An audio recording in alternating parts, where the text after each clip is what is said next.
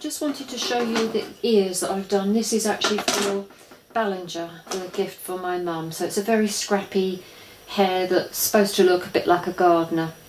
So I've got the 4 ears, and I have done a back and a front, or it might be the other way around, but I think this will be the front and this is the back. And all I've done is to applique the scraps on there, very rough, because this is a rough hare anyway, and just done a zigzag up on those. Then pop the 2 together like this one and sew all the way around the outside. That's a sort of 10mm seam. I've got my piece of wire cut. Now this isn't the galvanised wire which I've used in the body. This is an electrical wire that happened to be in the house the other day, and I saw it and thought that's nice and pliable for a hare's ears.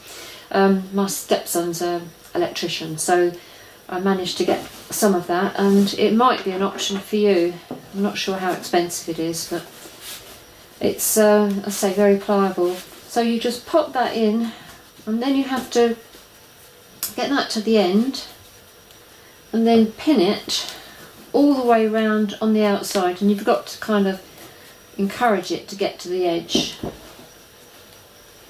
Pin that and then run a stitch all the way round to incorporate that.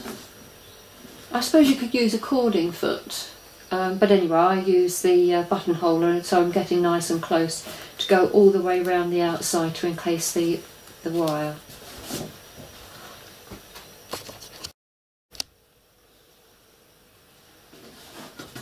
Now I've just done that seam row of stitching all around the outside or the inside of the wire, so that's encased it nicely. You can't get right to the top because the wire hinders your progress, but that's particularly nice wire. I like that because it is very pliable and it holds them in a good shape.